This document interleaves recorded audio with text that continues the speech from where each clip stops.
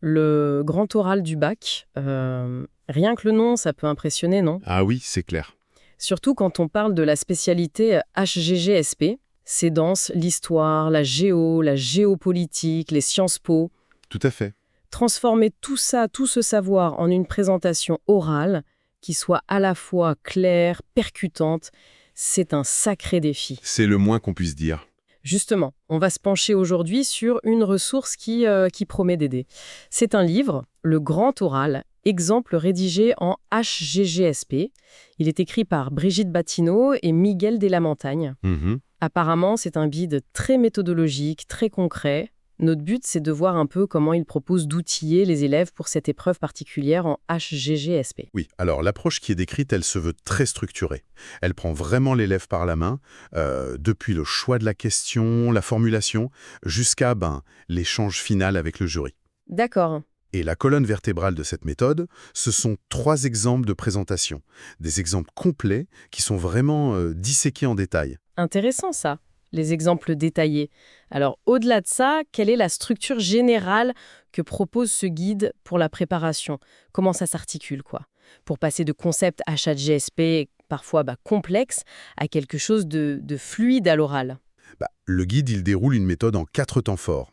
D'abord, et ça c'est crucial en HGSP vu la richesse des thèmes, Oui, il faut réussir à formuler une question pertinente, bien ancrée dans le programme. logique. Ensuite, vient la construction de l'argumentaire. Il faut que ce soit solide, logique, bien étayé par des connaissances précises. Ok, la structure de fond. Et j'imagine qu'il y a aussi l'aspect oral lui-même. On n'oublie pas ça. Non, bien sûr, c'est le 3e point. Maîtriser les codes spécifiques de l'oral. C'est-à-dire? On parle de la posture, de la voix, du regard, de toute la communication non verbale et paraverbale en fait. D'accord. Et enfin, 4e étape, qui est tout aussi essentielle, anticiper les questions possibles du jury. Ah oui. Pour préparer ses réponses, pour ne pas être déstabilisé. C'est souvent ça qui inquiète le plus les élèves. Cette anticipation des questions, oui, c'est vrai que c'est un point sensible. Est-ce que le guide donne des pistes sur comment on anticipe efficacement ou est-ce que c'est juste « il faut le faire » ? Non, il donne des pistes, notamment à travers les exemples justement. Ah, ok. Pour chacun des 3 cas pratiques, le livre ne se contente pas d'exposer l'argumentation, il montre comment la question a été pensée, élaborée, les liens précis avec le programme HGHSP. D'accord. Et surtout, il propose une analyse des questions que le jury pourrait poser spécifiquement pour ce sujet-là, avec des pistes de réponse. Ah oui, c'est utile ça. L'idée, c'est de comprendre la logique derrière les questions potentielles du jury, quoi. Je vois. Donc les exemples servent aussi à ça. Et pour aider à structurer tout ce travail, est-ce qu'il y a des outils particuliers qui sont mentionnés dans le guide? On parle parfois de fiches, de plans. Effectivement, des outils concrets sont évoqués. Il est question de cartes d'argumentation visuelles. Des cartes visuelles, c'est-à-dire? L'idée, c'est d'aider à organiser sa pensée, à visualiser les liens logiques entre les arguments. Ça peut être très utile en HGGSP où tout est souvent interconnecté et complexe. Un peu comme une carte mentale, une mind map. Oui, un peu dans cet esprit, mais vraiment focalisé sur la structure de l'argumentation. Il y a aussi un glossaire des notions clés, ce qui n'est pas du luxe en HGGSP. Non, c'est sûr. Et ces fameuses questions types du jury, mais commentées, pour aider à décrypter ce qu'il y a derrière, les attentes cachées. Ces cartes visuelles, ça me semble une bonne idée pour pas se perdre dans la complexité des sujets HDSP. Donc, si on résume un peu les bénéfices attendus pour l'élève qui utiliserait ce guide, ce serait quoi? Mieux comprendre ce qu'on attend de lui, peut-être? Principalement, oui. Vraiment comprendre les attentes précises du jury pour cette épreuve. Ensuite, trouver de l'inspiration. Oui. S'inspirer d'exemples concrets, détaillés, pour construire sa propre présentation, sans forcément copier, bien sûr, mais en s'appuyant sur une structure qui a fait ses preuves. Ok. Et le but ultime, c'est de réduire le stress et de gagner en confiance. Gagner en confiance, c'est le nerf de la guerre pour un oral, ça.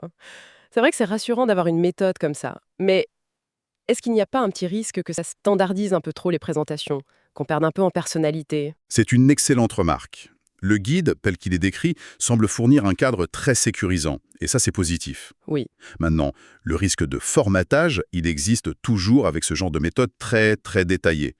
L'enjeu pour l'élève, c'est de réussir à s'approprier la méthode, les exemples, pour construire sa propre argumentation avec sa propre voix, plutôt que de réciter un modèle tout fait. La caution de l'auteur, qui est enseignant expérimenté, suggère qu'il y a sans doute une conscience de cet équilibre à trouver. D'accord, un équilibre entre la structure qui rassure et puis l'expression personnelle donc. Exactement. Si on devait synthétiser, l'apport principal de ce guide, c'est vraiment cette combinaison.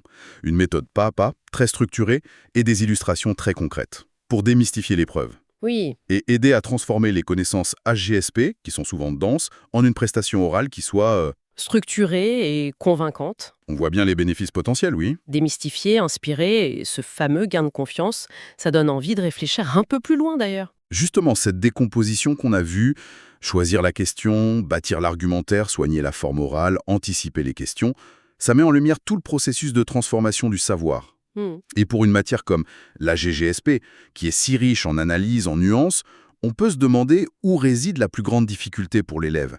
Est-ce que c'est dans la structuration initiale de la pensée, de l'argumentaire, pour faire tenir toute cette complexité dans un temps court, Ou alors? ou bien est-ce que c'est dans l'adaptation de ce contenu intellectuel aux exigences très spécifiques de l'oralité, de l'interaction avec le jury, laquelle de ces transitions, de ces passages est finalement la plus périlleuse?